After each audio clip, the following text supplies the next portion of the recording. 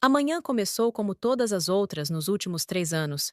Acordei antes do sol nascer, preparei o café, arrumei a mesa com toalha limpa e guardanapos dobrados, coloquei as frutas cortadas em tigelas de porcelana branca que Lúcia insistia em usar apenas nos fins de semana.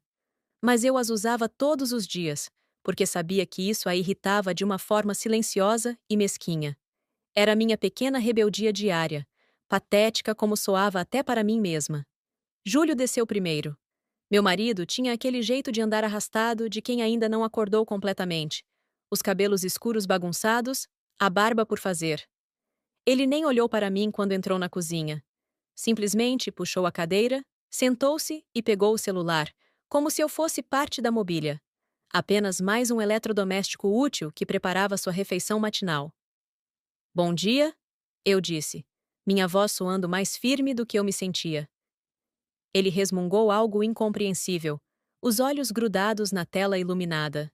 Serviu o café dele, o ovo mexido do jeito que ele gostava, o pão torrado com a manteiga já derretida. Nada disso recebeu um obrigado, um sorriso, um olhar sequer. Eu era invisível. Havia me tornado invisível no meu próprio casamento. Então ela desceu. Lúcia usava um roupão de cetim verde musgo, os cabelos grisalhos presos em um coque perfeito, mesmo àquela hora da manhã. Ela tinha 62 anos, mas se comportava como se fosse a rainha de um império, e aquela casa sua fortaleza. Tecnicamente, a casa era dela. Júlio e eu morávamos ali desde o casamento, uma solução temporária que se tornou permanente, que se tornou prisão. Rose! Ela disse meu nome como se fosse uma palavra suja, algo que precisasse cuspir da boca. O café está fraco de novo. Não estava. Eu sabia exatamente como ela gostava do café. Havia aprendido depois de incontáveis reclamações. Mas ela diria que estava fraco, ou forte demais, ou amargo, ou qualquer outra crítica que pudesse encontrar. Porque o café não era o problema. Eu era o problema. Vou fazer outro, respondi calmamente, já levantando da cadeira. Não precisa, ela retrucou, servindo-se mesmo assim. Já estou acostumada com sua incompetência. Júlio riu. Não foi uma risada alta, mas aquele som abafado de cumplicidade, aquele riso que dizia que ele concordava com cada palavra venenosa que saía da boca de sua mãe. Meu estômago se contraiu. Eu me sentei novamente, minhas mãos tremendo levemente enquanto segurava minha própria xícara. Comemos em silêncio por alguns minutos. O som dos talheres contra os pratos ecoava na cozinha ampla, cada tinido me lembrando de quão deslocada eu me sentia naquele espaço. Então Lúcia limpou a boca com o guardanapo, dobrou-o cuidadosamente ao lado do prato e olhou diretamente para mim. Você não pode engravidar.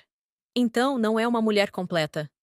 As palavras saíram de sua boca com a naturalidade de quem comenta sobre o clima. Não havia raiva em sua voz, apenas aquela frieza factual, aquele tom de quem declara uma verdade inquestionável. Júlio não disse nada, apenas continuou mastigando seu pão, os olhos ainda no celular. Eu só olhei para ela, sem dizer nada. O que eu poderia dizer? Que aquelas palavras me cortavam como navalhas? Que cada vez que ela mencionava minha infertilidade, algo dentro de mim morria um pouco mais? Que eu já havia chorado tantas lágrimas que achava não ter mais nenhuma sobrando? Ela sabia. Ela sabia exatamente o que aquelas palavras faziam comigo, e era precisamente por isso que as repetia. 3 anos de casamento, continuou Lúcia, pegando um morango da tigela e examinando-o como se fosse uma joia. 3 anos, e meu filho continua sem herdeiros. Sem filhos. Sem futuro. Mãe tem razão. Júlio finalmente falou, largando o celular. Seus olhos, que um dia me pareceram bonitos, agora carregavam apenas desdém. A gente já tentou de tudo. Os médicos foram claros. O problema é, você engolia em seco. O problema era eu. Sempre seria eu. Meus ovários que não funcionavam direito, meu útero que era hostil, meu corpo que era falho, quebrado, incompleto. Os médicos haviam sido claros mesmo. Endometriose avançada, ovários policísticos, uma combinação que tornava a gravidez natural quase impossível. Quase. Mas Júlio e Lúcia, haviam transformado aquele quase em nunca, e o nunca em uma sentença de morte para o que restava do nosso casamento. Existem tratamentos, eu disse baixinho, embora soubesse que era inútil. Havíamos tido essa conversa dezenas de vezes. Tratamentos caros, Lúcia retrucou. Tratamentos que podem nem funcionar. E para quê? Para que você possa fingir ser o que não é? Uma mulher de verdade? Suas palavras eram ácido. Cada sílaba queimava. Você é uma farsa, Rose. Ela continuou, sua voz ganhando aquele tom de superioridade que eu tanto odiava. Uma casca vazia. Meu filho merece melhor. Merece uma mulher de verdade. Não essa coisa defeituosa que você é.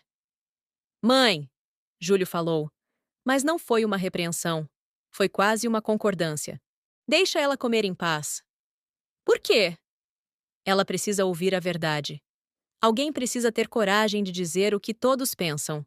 Lúcia se levantou, pegou sua xícara e caminhou até a pia. Você é um peso morto nesta família. Uma vergonha. Se tivesse um pingo de decência, sairia da vida do meu filho e o deixaria encontrar alguém digno. Ela saiu da cozinha, o roupão de cetim esvoaçando atrás dela, como uma capa de vilã de novela. Júlio terminou seu café, limpou a boca e finalmente me olhou. Não havia piedade em seus olhos. Havia cansaço, talvez, ou tédio. Ela está certa, você sabe, ele disse, sua voz baixa, mas clara. Você não é o que eu precisava. Não é o que eu esperava. Ele se levantou e saiu, me deixando sozinha com os pratos sujos e o peso de suas palavras. Fiquei sentada ali por um longo tempo. O relógio na parede marcava 6h42 da manhã. Do lado de fora, o sol começava a nascer, pintando o céu de tons alaranjados e rosa. Era bonito. O mundo continuava bonito, indiferente à minha dor. Levantei-me mecanicamente, comecei a recolher os pratos. Lavei cada um com cuidado, organizei tudo no lugar. Minha mente estava estranhamente vazia, como se tivesse desligado para se proteger. Mas algo começava a se formar naquela névoa mental. Algo frio e afiado. 3 anos. 3 anos de humilhações diárias. 3 anos de ser chamada de incompleta, defeituosa, inútil. 3 anos de ser tratada como empregada em minha própria casa, como intrusa em meu próprio casamento. 3 anos de engolir cada insulto, cada desprezo, cada palavra cruel que Lúcia lançava contra mim, enquanto Júlio observava com cumplicidade silenciosa. Algo dentro de mim havia quebrado naquela manhã. Ou talvez tivesse finalmente se consertado. Sequei as mãos no pano de prato, dobrei-o com cuidado e o pendurei no lugar de sempre. Então peguei papel e caneta da gaveta. Minha mão estava firme quando comecei a escrever. A casa silenciou depois que eles saíram. Júlio foi para o trabalho dele na concessionária de automóveis, um emprego que ele sempre reclamava ser inferior às suas capacidades. Lúcia tinha seus compromissos matinais, fosse o salão de beleza, fosse suas amigas do clube, fosse onde quer que mulheres como ela gastassem seu tempo julgando outras pessoas. Eu tinha o dia inteiro para mim e meus pensamentos. Sentei-me à mesa da sala, aquela mesa de mogno enorme que Lúcia adorava exibir para as visitas, e comecei a fazer uma lista. Não uma lista qualquer. Uma lista de tudo o que eu sabia sobre eles, sobre esta casa, sobre a situação em que vivíamos. Comecei a escrever e não consegui parar. Descobri que sabia muito mais do que imaginava. Sabia que a casa estava registrada apenas no nome de Lúcia, mas que Júlio assumira várias dívidas usando a propriedade como garantia. Pequenos empréstimos, nada muito grande, mas suficiente para criar um problema se alguém decidisse investigar. Eu sabia porque era eu quem organizava os documentos quando Lúcia me mandava limpar o escritório dela. Sabia que Júlio mantinha uma conta bancária secreta, uma que ele achava que eu desconhecia. Descobri por acaso, 6 meses atrás, quando um extrato chegou pelo correio, e ele ainda não estava em casa. A conta não tinha muito dinheiro, algumas economias que ele escondia da própria mãe, provavelmente para algum plano futuro que não me incluía. Sabia que Lúcia estava atrasada em vários pagamentos da casa, contas de água, luz, impostos. Ela tinha dinheiro, sim, mas era desleixada com prazos, sempre achando que podia pagar quando bem entendesse. Eu sabia porque era eu quem recebia as notificações de débito pelo correio. Sabia que o carro de Júlio ainda tinha 12 parcelas a pagar e que ele havia assinado como fiador do empréstimo de um amigo que desaparecera 6 meses atrás. Eu sabia porque fora eu quem recebera a ligação do banco procurando por esse tal amigo. Eu sabia de tantas coisas. Pequenas coisas. Detalhes insignificantes que, sozinhos, não significavam nada. Mas juntos formavam um quebra-cabeça interessante. E então havia a informação mais valiosa de todas. A que eu havia descoberto apenas 3 semanas atrás, por puro acaso. Lúcia havia mentido. Sobre tudo. A casa não era inteiramente dela. 50% da propriedade pertencia ao falecido marido dela, o pai de Júlio, que havia morrido 7 anos atrás. E segundo o testamento que encontrei enterrado entre papéis antigos no escritório, aqueles 50% deveriam ter sido divididos igualmente entre Lúcia e Júlio. Mas ela nunca fizera a transferência. Nunca oficializara a herança. Mantivera tudo em seu nome, como se fosse a única dona. Por quê? Porque ela precisava do controle total. Porque enquanto a casa estivesse apenas em seu nome, ela tinha poder absoluto sobre Júlio. Ele não podia vender, não podia usar como garantia sem a permissão dela, não podia fazer nada. Era um prisioneiro tanto quanto eu. Mas havia algo mais interessante naqueles documentos. O testamento também mencionava uma cláusula específica. Em caso de novo casamento de qualquer um dos herdeiros, a parte da herança deveria ser transferida automaticamente, independentemente da vontade da outra parte. Era uma cláusula estranha, provavelmente colocada ali pelo advogado para evitar futuros problemas familiares. Isso significava que, tecnicamente, quando Júlio se casou comigo, ele deveria ter recebido sua parte da herança. E se ele nunca recebeu, se Lúcia nunca transferiu, então havia uma irregularidade legal. Uma irregularidade que poderia ser questionada. Uma irregularidade que poderia ser usada. Eu não era advogada. Não entendia completamente de leis. Mas entendia o suficiente para saber que aquilo era uma arma. E armas podiam ser usadas para atacar ou para se defender. Naquele momento, eu ainda não sabia bem o que faria com aquela informação. Mas guardei tudo.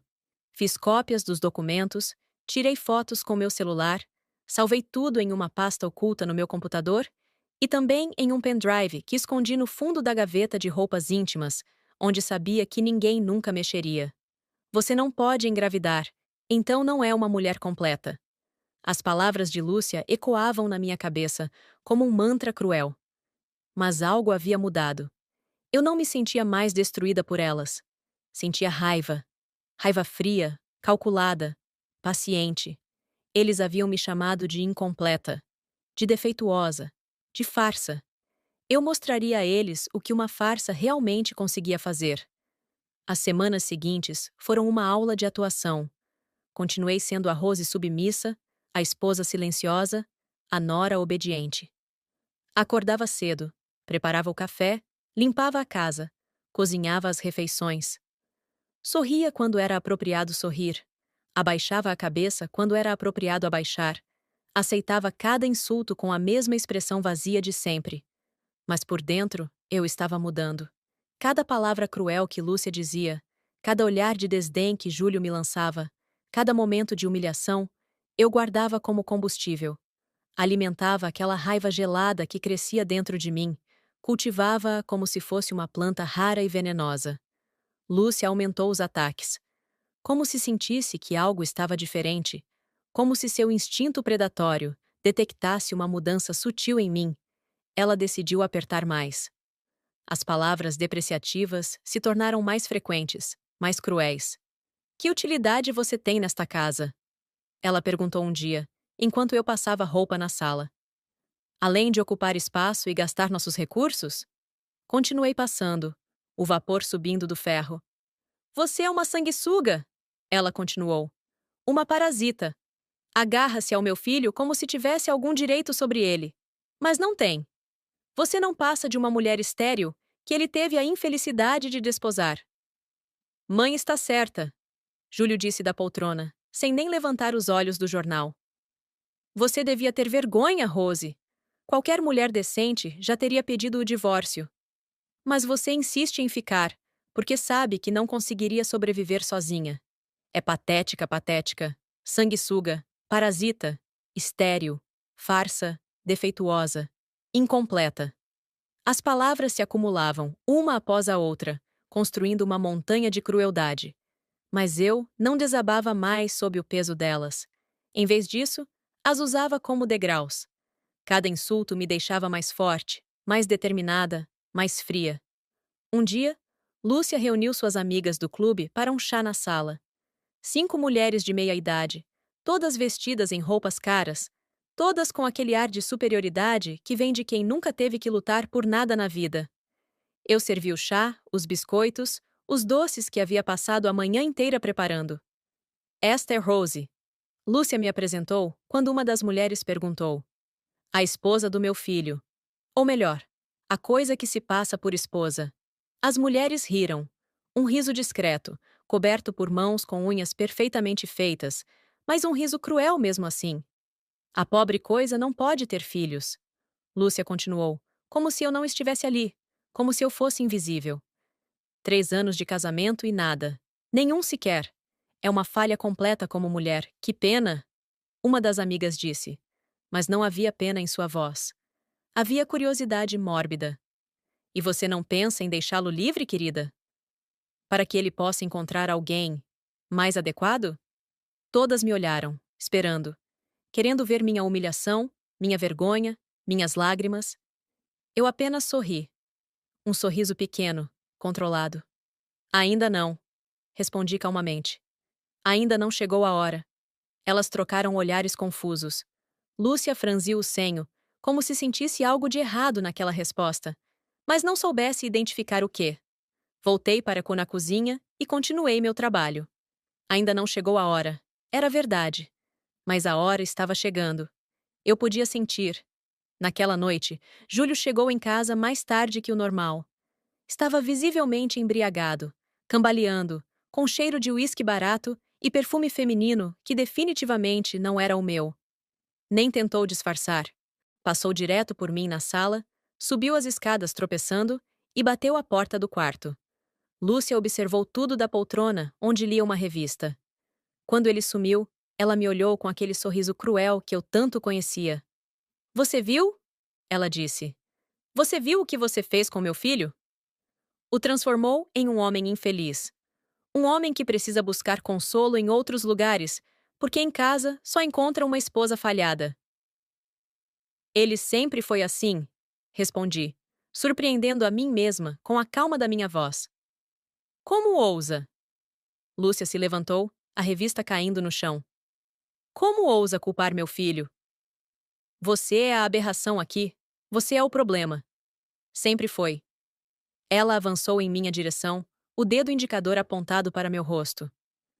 Você não presta para nada, Rose. Não presta para ser esposa. Não presta para ser mãe. Não presta para existir. É um desperdício de pele e ossos. Se tivesse um pingo de honra, sairia desta casa e nunca mais voltaria. Olhei para ela.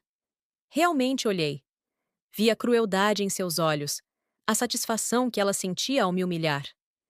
Vi uma mulher amarga, controladora, que usava o filho como extensão de seu próprio ego e que me via como ameaça ao seu domínio absoluto. E vi também uma mulher que não fazia ideia do que estava por vir. Logo, logo, eu disse baixinho. Logo, logo eu resolvo isso. Não esperei pela resposta dela.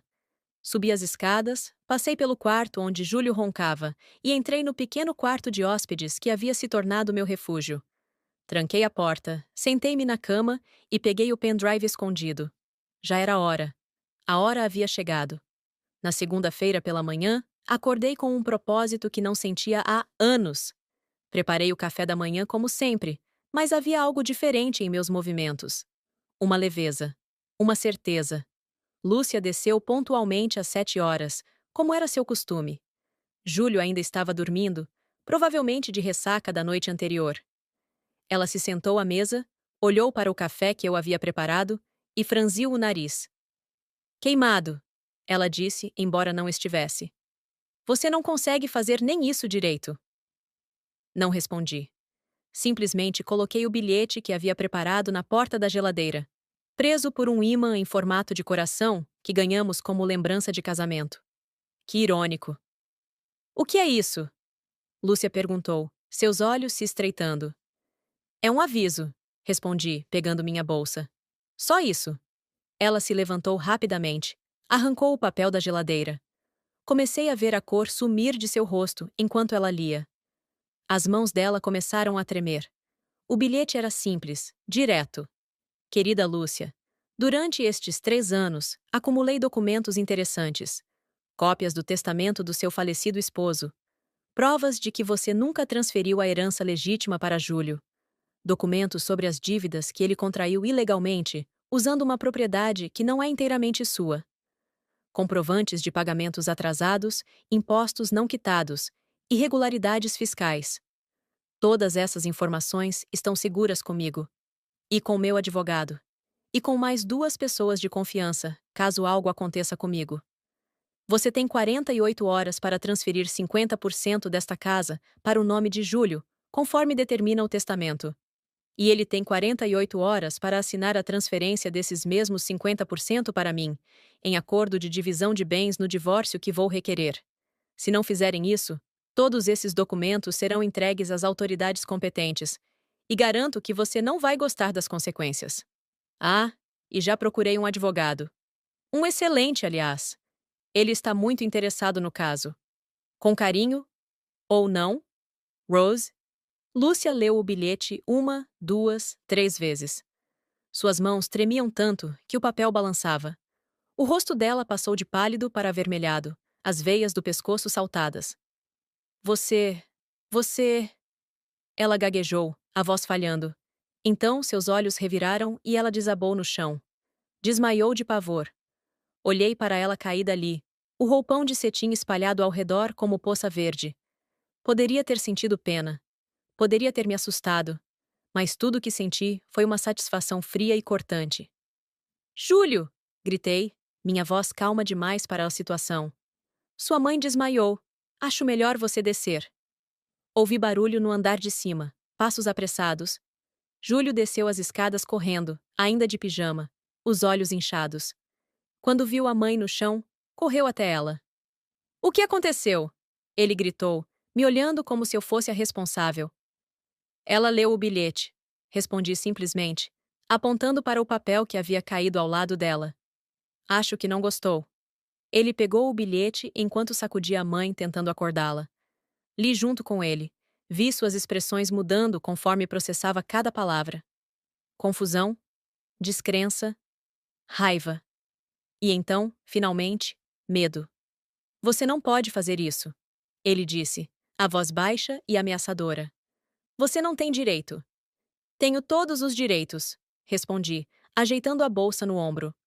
Sou sua esposa legalmente casada. E, segundo a lei, tenho direito à metade dos bens adquiridos durante o casamento. Como você deveria ter recebido sua parte da herança quando nos casamos, mas nunca recebeu, isso cria uma situação legal interessante. Meu advogado explicou tudo direitinho. Sua vadia! Ele sibilou, levantando-se. Sua víbora traiçoeira. Vadia. Víbora. Palavras novas para adicionar à coleção de insultos. Mas essas não me machucavam. Pelo contrário, eram música para meus ouvidos. 48 horas. Repeti, caminhando em direção à porta. O relógio já está correndo. Você vai pagar por isso! Ele gritou atrás de mim. Vou te fazer pagar! Fechei a porta e saí. Do lado de fora, o sol brilhava forte. O céu estava azul, sem nenhuma nuvem. Respirei fundo, sentindo o ar fresco encher meus pulmões. Liberdade. Aquilo era liberdade. Eu não estava blefando. Havia realmente procurado um advogado. Doutor Rogério Mendes, um homem de 50 e poucos anos, cabelos grisalhos, óculos de armação fina e um sorriso que inspirava confiança. Encontrei-o através de uma antiga colega de faculdade que trabalhava na área jurídica. Na primeira consulta, 3 semanas atrás, apresentei todos os documentos que havia copiado. Ele os examinou cuidadosamente, fazendo anotações, franzindo o senho ocasionalmente, mas geralmente mantendo uma expressão neutra de profissional experiente. É um caso complicado, ele disse finalmente, retirando os óculos e limpando as lentes com um lenço. Mas não impossível. Na verdade, é até bem interessante do ponto de vista legal. Expliquei minha situação. Não apenas a legal, mas a emocional. Contei sobre os 3 anos de humilhações, sobre as palavras cruéis, sobre como era tratada como menos que nada em minha própria casa. Ele escutou tudo sem me interromper, apenas acenando ocasionalmente com a cabeça. Senhora Rose, ele disse quando terminei. A senhora tem um caso sólido para o divórcio. E considerando as irregularidades na transferência da herança, acredito que conseguiremos algo substancial na divisão de bens. Quero mais que isso, respondi, surpreendendo a mim mesma com a firmeza da minha voz. Quero que eles paguem. Quero que sintam uma fração do que me fizeram sentir durante esses anos todos. Dr. Rogério me estudou por um longo momento. Depois assentiu. Vingança não é algo que normalmente aconselho meus clientes a buscarem. Ele disse devagar. Mas justiça é diferente. E acredito que a senhora merece justiça. Trabalhamos juntos nas semanas seguintes. Ele preparou toda a documentação necessária, registrou a ação de divórcio, incluiu um pedido de separação imediata de bens, com base nas irregularidades que eu havia descoberto. Também preparamos uma denúncia formal sobre a não transferência da herança, que poderia resultar em problemas sérios para Lúcia se ela não cooperasse. Mas havia algo mais. Algo que descobrimos quando o Dr. Rogério cavou mais fundo nos documentos da casa. Lúcia estava com impostos atrasados há mais de 2 anos. Não era muito dinheiro, talvez alguns milhares de reais, mas suficiente para que a prefeitura já tivesse emitido várias notificações de débito. Se continuasse assim, a casa poderia eventualmente ir a leilão para cobrir as dívidas. Isso nos dá uma alavanca, Dr. Rogério explicou. Se ela não transferir a propriedade conforme o testamento determina, podemos usar essas dívidas a nosso favor. Há uma brecha legal que nos permite quitar as dívidas em nome da senhora e depois reclamar a propriedade como compensação. Era complicado. Era arriscado. Mas era possível. E agora, sentada em meu pequeno apartamento, alugado depois de sair daquela casa, esperava. 48 horas. 2 dias para que eles decidissem se iriam cooperar ou lutar. Eu esperava que lutassem. Sinceramente, esperava. Porque a vingança que eu havia planejado seria muito mais doce se eles resistissem. O primeiro dia passou em silêncio. Nenhuma ligação. Nenhuma mensagem. Nada. Júlio e Lúcia provavelmente estavam em pânico, procurando seus próprios advogados, tentando entender como eu tinha virado o jogo tão completamente. No segundo dia, Júlio apareceu no meu apartamento. Ele bateu na porta às 9 horas da manhã. Eu esperava isso. Então já estava arrumada, apresentável, preparada. Abri a porta e o vi ali, de pé no corredor estreito, com os olhos vermelhos de quem não dormiu, a barba mais crescida, as roupas amarrotadas. Preciso falar com você, ele disse, a voz rouca. Entre, respondi me afastando. Ele entrou devagar, olhando ao redor do pequeno apartamento de um quarto que eu havia alugado. Era simples, mobiliado com o básico, mas era meu espaço, meu refúgio. Sente-se, ofereci, apontando para o sofá pequeno. Ele sentou, as mãos entre os joelhos, a cabeça baixa. Por um longo momento, ficamos em silêncio. Então ele falou. Por quê? Sua voz era quase um sussurro. Por que você está fazendo isso? Sentei-me na cadeira em frente a ele, cruzando as pernas, mantendo minha postura ereta. Você realmente precisa perguntar? Retruquei calmamente. Nós te demos um lar. Ele explodiu de repente, levantando a cabeça. Te demos um teto, comida, tudo o que você precisava. E assim que você retribui? Destruindo minha família? Lúcia. Um lar? Repeti. Você chama aquilo de lar? Um lugar onde eu era humilhada diariamente? Onde sua mãe me chamava de defeituosa, de inútil, de incompleta? Onde você concordava com cada palavra cruel que ela dizia? Isso era um lar para você? Minha mãe pode ser dura às vezes, mas... Dura? Cortei. Ela é cruel, malvada. E você é igualmente culpado por permitir, por participar, por me tratar como se eu fosse menos que nada. Ele passou as mãos pelo rosto, respirando fundo. Olha, talvez a gente tenha exagerado algumas vezes. Ele admitiu. Mas não havia sinceridade em sua voz. Era tática, manipulação. Mas você não pode fazer isso. Não pode tirar a casa da minha mãe. É tudo que ela tem. Não é tudo que ela tem, corrigi. É 50% do que ela tem. Os outros 50% sempre foram seus por direito. Direito que ela negou a você por 7 anos. Eu só estou fazendo justiça. Justiça? Ele riu. Um som sem humor. Isso não é justiça. É vingança. Você quer nos destruir porque está magoada. Magoada? Minha voz elevou o tom. Magoada é quando alguém esquece seu aniversário, Júlio. Magoada é quando alguém não liga para você. O que sinto não é mágoa, é um buraco. Um vazio que vocês dois cavaram dentro de mim com cada palavra depreciativa, cada olhar de nojo, cada momento em que me fizeram sentir que eu não valia nada. Ele ficou quieto. Então, surpreendentemente, seus olhos começaram a ficar vermelhos. Lágrimas. Ele estava chorando. Por favor, ele disse, a voz quebrando. Por favor, Rose, eu imploro, não faça isso. Minha mãe, ela vai ficar na rua. Somos tudo que temos um ao outro. Observei-o chorar. Observei-o implorar. E não senti nada. Nenhuma pena. Nenhuma compaixão. Apenas aquela fria satisfação. 48 horas. Repeti. Vocês têm até amanhã às 11 horas da manhã. Depois disso, todos os documentos vão para as autoridades e para o juiz. E não importa quantas lágrimas você derrame, nada vai mudar. Ele me olhou como se estivesse vendo uma estranha. Talvez estivesse. Talvez a Rose que ele conhecia realmente tivesse morrido. E no lugar dela surgira alguém novo. Alguém mais forte. Você mudou, ele disse, limpando as lágrimas com raiva. Você se tornou uma pessoa fria. Cruel sorri. Um sorriso sem alegria. Eu me tornei o que vocês me fizeram ser. Ele se levantou bruscamente. Está bem, ele disse, a voz tremendo de raiva contida. Você quer guerra? Vai ter guerra. Minha mãe não vai aceitar isso. E eu também não. Vamos lutar com todas as nossas forças. Ótimo, respondi, mantendo a calma. Eu esperava por isso. Ele saiu batendo a porta.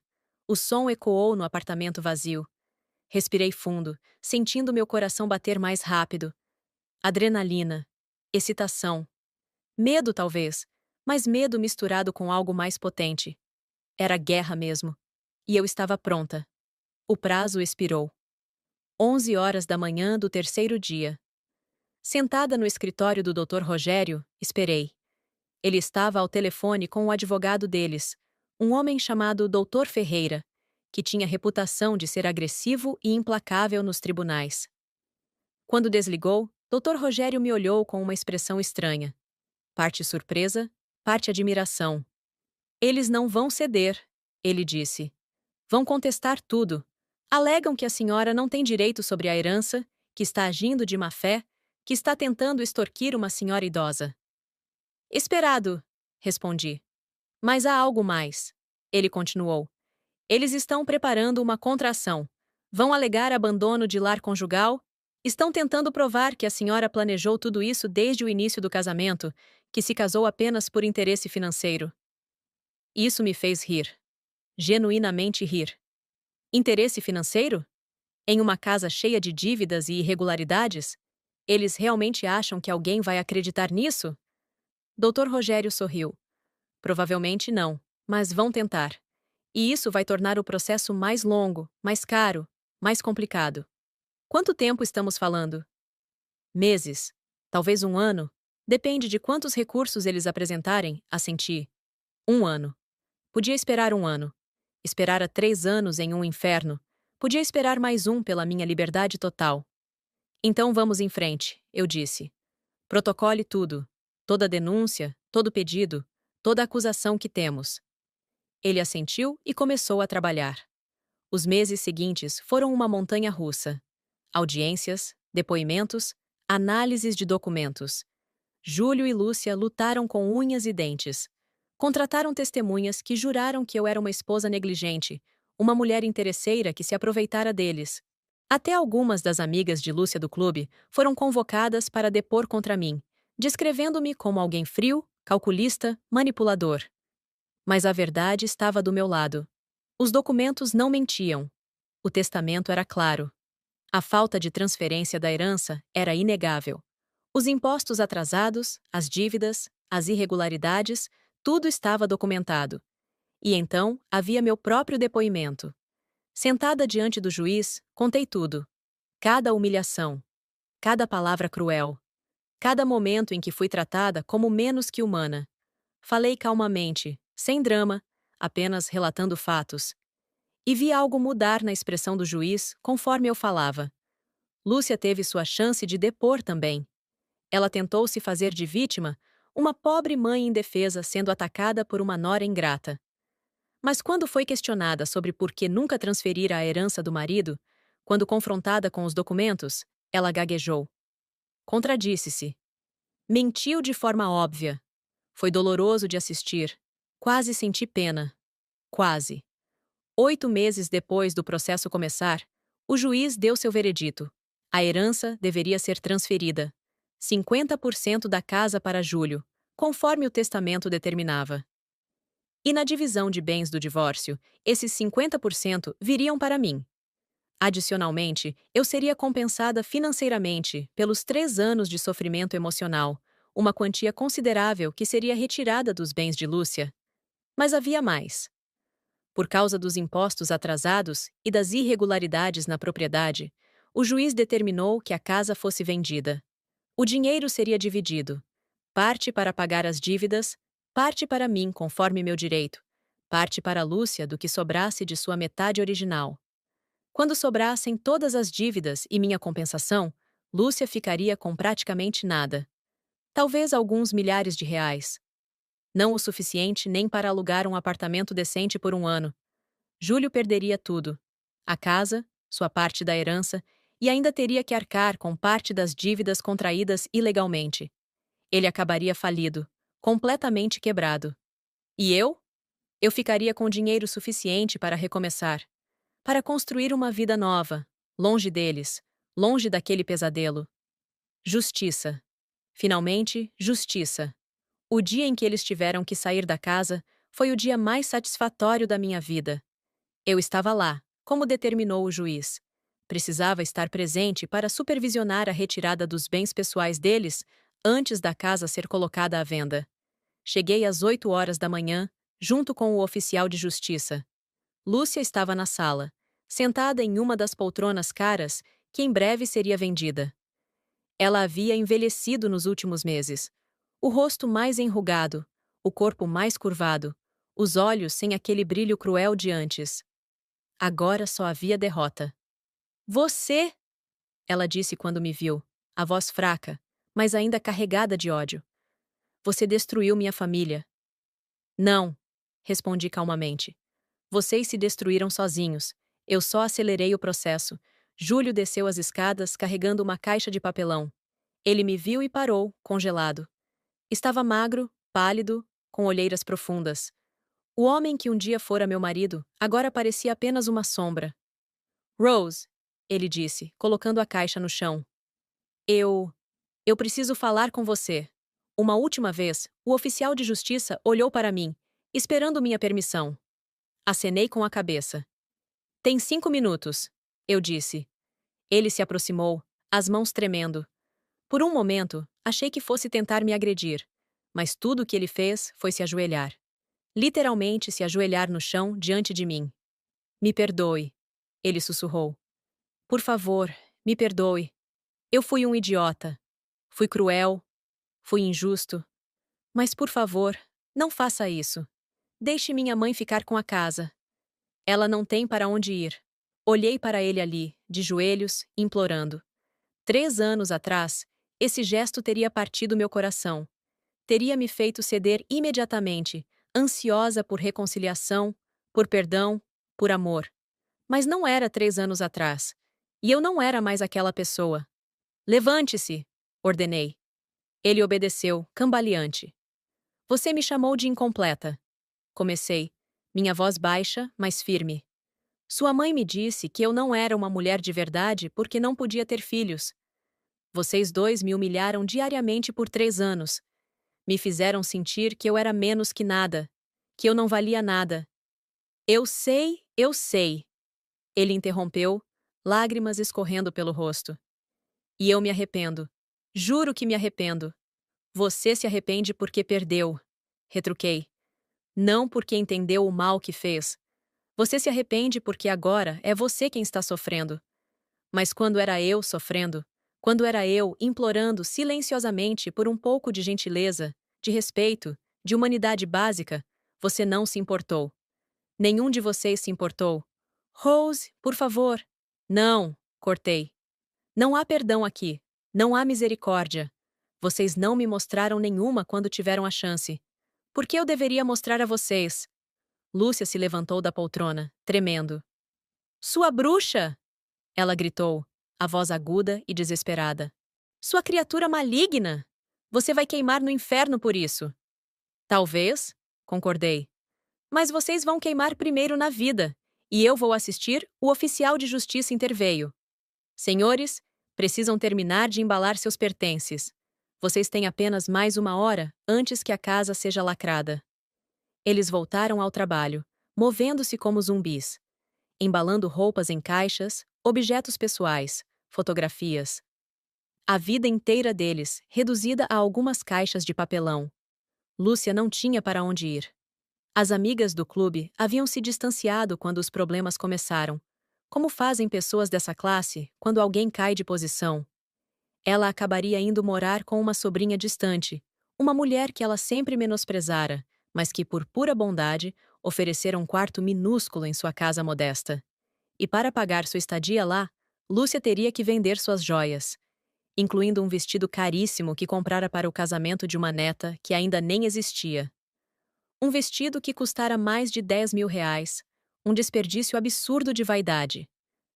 Ela chorara quando mencionaram que precisaria vender até isso. Meu vestido. Ela havia lamentado durante uma das audiências. O vestido que eu ia usar no casamento do meu futuro neto. Nem no meio da destruição total ela conseguia deixar de me cutucar. Futuro neto que eu nunca daria a ela. Mas agora, vendo-a empacotar aquele vestido em uma caixa com as mãos tremendo, a realidade finalmente parecia ter caído sobre ela. Júlio perdeu seu carro. Perdeu suas economias. Ficou com dívidas que levariam anos para pagar. Conseguiu um emprego em outra cidade. Algo humilde, muito abaixo do que ele considerava digno de suas capacidades. Acabaria morando em uma kitnet barata, dividindo paredes com pessoas que ele antes consideraria inferiores. E eu? Eu estava livre. 6 meses depois da sentença final, minha vida era completamente diferente. Com o dinheiro da venda da casa e a compensação que recebi, comprei um pequeno apartamento em um bairro tranquilo. Nada luxuoso, nada ostentoso, mas era meu. Cada móvel, cada objeto, cada centímetro daquele espaço era meu. Voltei a estudar. Retomei o curso de administração que havia abandonado quando me casei com Júlio. Lúcia sempre dissera que mulheres casadas não precisavam de diploma, apenas de filhos. Mas ela estava errada. Sobre isso e sobre tantas outras coisas. Fiz amizades verdadeiras. Pessoas que me valorizavam, que me respeitavam, que me viam como um ser humano completo, não como uma incubadora defeituosa. Descobri que era engraçada quando tinha liberdade para ser. Descobri que tinha opiniões fortes sobre política, arte, literatura. Descobri que gostava de pintar nas horas vagas, algo que nunca havia tentado antes. Descobri, essencialmente, quem eu realmente era quando não estava sendo constantemente diminuída. Um dia, encontrei Júlio na rua. Foi por acaso, em um supermercado no centro da cidade. Ele estava na fila do caixa, segurando uma cesta com poucas coisas: macarrão instantâneo, pão, leite, Roupas baratas, barba mal feita, olhos cansados. Ele me viu e congelou. Por um momento, pensei que fosse se aproximar, talvez tentar conversar, talvez fazer mais uma tentativa patética de apelo emocional. Mas tudo que ele fez foi baixar a cabeça e sair da fila rapidamente, abandonando a cesta. Ele tinha medo de mim agora. Medo do que eu poderia fazer, do que eu poderia dizer. E eu adorei isso. Lúcia eu não vi mais. Soube por terceiros que ela estava morando com a sobrinha mesmo, em um bairro distante, em condições que ela certamente considerava humilhantes. Soube que ela adoecera. Nada grave, mas suficiente para torná-la dependente de cuidados. A mesma mulher que passara a vida exigindo serventia dos outros, agora dependia da caridade alheia. Karma. Algumas pessoas chamariam de karma. Eu chamava de justiça. Minha terapeuta, uma mulher gentil de 40 e poucos anos que comecei a ver alguns meses após o divórcio, me perguntou uma vez se eu me sentia culpada. Culpada? Repeti confusa. Por quê? Pelo que aconteceu com eles? Ela explicou cuidadosamente. Algumas pessoas sentem culpa mesmo quando estão no direito. É natural questionar se fomos longe demais. Pensei sobre isso. Realmente pensei. Vasculhei cada canto do meu coração, procurando por arrependimento, por remorso, por qualquer traço de culpa. Não encontrei nada. Não, respondi finalmente. Não me sinto culpada. Nem um pouco. Ela assentiu, fazendo anotações. E isso te incomoda? Não sentir culpa? Não, repeti. Por que deveria? Eles me machucaram deliberadamente por anos. Me humilharam. Me desumanizaram. Tudo o que fiz foi me defender usando as ferramentas legais disponíveis. Não menti. Não trapaceei. Apenas usei a verdade contra eles. Se a verdade os destruiu, então é porque construíram suas vidas sobre mentiras e crueldade. Ela sorriu. Um sorriso pequeno, mas genuíno. Rose, ela disse. Acho que você finalmente se curou. Curada. Que palavra estranha. Eu não me sentia curada. Ainda havia cicatrizes. Ainda havia noites em que acordava lembrando de alguma humilhação específica, alguma palavra particularmente cruel. Ainda havia momentos em que me olhava no espelho e ouvia a voz de Lúcia dizendo que eu era incompleta. Mas então eu lembrava. Lembrava que ela estava morando de favor em um quartinho minúsculo, vendendo seus pertences para sobreviver. Lembrava que Júlio estava quebrado, sozinho, vivendo uma vida medíocre. Lembrava que eu havia vencido. E as cicatrizes doíam um pouco menos. Um ano após o divórcio, recebi um e-mail. Era de Júlio. Rose, sei que não tenho direito de escrever para você. Sei que provavelmente vai deletar isso sem ler. Mas preciso tentar. Eu estava errado. Sobre tudo. Sobre você. Sobre nós. Sobre o que constitui um casamento. Deixei minha mãe controlar minha vida. Controlar nosso relacionamento. E acabei perdendo tudo. Perdi você. Perdi minha casa. Perdi meu futuro. Eu mereço. Sei disso agora. Mas, por favor, apenas me responda uma coisa. Você é feliz? Todo esse sofrimento que causamos a você, toda essa dor, valeu a pena no final? Se for para dizer que sim, que você encontrou felicidade após se livrar de nós, então pelo menos haverá algum significado em tudo isso. Algum propósito. Desculpe por tudo. Júlio. Li o e-mail 3 vezes. Analisei cada palavra, procurando por manipulação, por alguma tentativa escondida de me fazer sentir pena, de me fazer reconsiderar. Mas tudo o que encontrei foi sinceridade patética.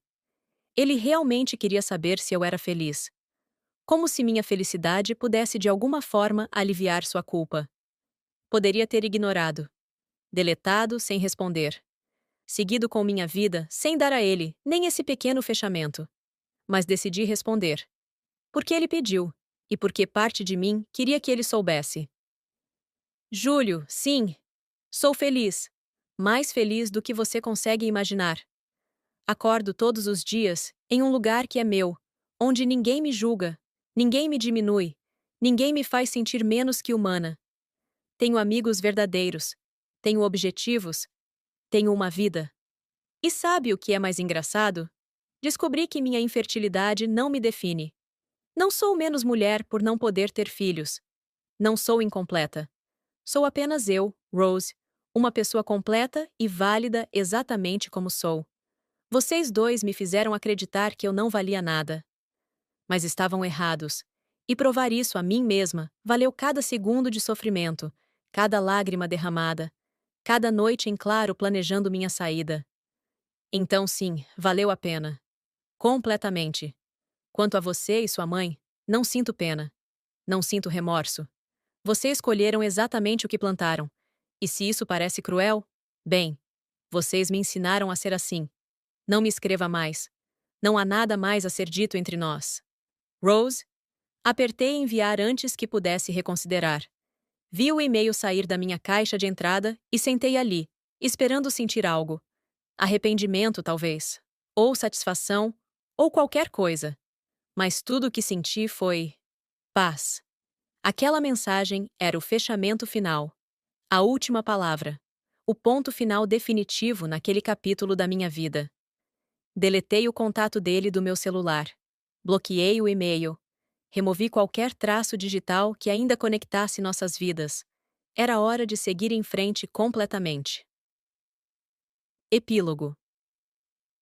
2 anos após o divórcio, defendi minha monografia de conclusão de curso.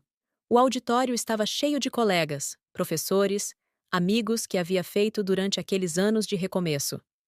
O tema da minha pesquisa era sobre resiliência feminina em contextos de abuso emocional doméstico. Não foi por acaso. Enquanto apresentava, falando sobre padrões de comportamento abusivo, sobre como vítimas internalizam críticas, sobre os caminhos para recuperação e empoderamento, vi minha própria história refletida em cada estatística, em cada citação, em cada análise. Quando terminei, os aplausos foram longos e calorosos. A banca de professores me cumprimentou. Uma professora, uma mulher de cabelos brancos e olhos gentis, se aproximou depois. Foi pessoal, não foi? Ela perguntou baixinho. Essa pesquisa. Sim, admiti. Muito pessoal. Ela apertou minha mão. As melhores pesquisas sempre são. Parabéns, Rose. Você é uma sobrevivente. E agora, também uma inspiração sobrevivente. Sim, eu era isso. Mas era mais. Era vencedora. Era livre. Era completa. Naquela noite, em meu apartamento, preparei um jantar especial só para mim. Acendi velas, coloquei música suave, servi vinho em uma taça bonita. Brindei sozinha, ao meu reflexo no espelho da sala. A você, Rose, disse em voz alta. Por encontrar sua força. Por lutar. Por vencer, bebi o vinho devagar, saboreando. Do lado de fora da janela, a cidade brilhava com milhares de luzes. Cada luz uma vida, uma história, uma jornada. E a minha história, minha jornada, havia finalmente alcançado um lugar de luz também. Você não pode engravidar. Então não é uma mulher completa. Essas palavras, que um dia me destruíram, agora eram apenas ecos distantes.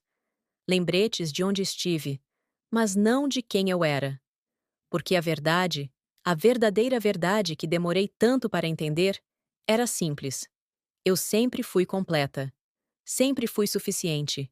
Sempre fui válida. Não precisava de filhos para ter valor. Não precisava da aprovação deles. Não precisava de nada além do que já tinha dentro de mim mesma. E agora, finalmente, eu acreditava nisso. Olhei para a geladeira, onde uma vez coloquei aquele bilhete que mudou tudo. Agora, no mesmo lugar, havia um ímã colorido que uma amiga me dera. Ele dizia simplesmente: Você é suficiente. Sorri. Sim, eu era. E isso bastava. Anos depois, encontrei paz não apenas em minha liberdade, mas em saber que havia demonstrado que crueldade tem consequências, que palavras machucam, mas vítimas podem se tornar sobreviventes, que vingança, quando é na verdade justiça, pode ser o caminho para a cura. Lúcia passou seus últimos anos dependendo da caridade alheia, lembrando diariamente de como tratar a mal aquela que poderia ter sido uma aliada. Júlio reconstruiu uma vida modesta, mas nunca esqueceu o que perdeu por sua crueldade passiva. E eu? Eu construí algo novo, algo belo, algo totalmente meu. A mulher que eles tentaram quebrar não apenas sobreviveu, Ela prosperou, e essa é a melhor vingança de todas. Gostou do vídeo? Deixe seu like, inscreva-se, ative o sininho e compartilhe. Obrigada por fazer parte da nossa comunidade. Até o próximo vídeo.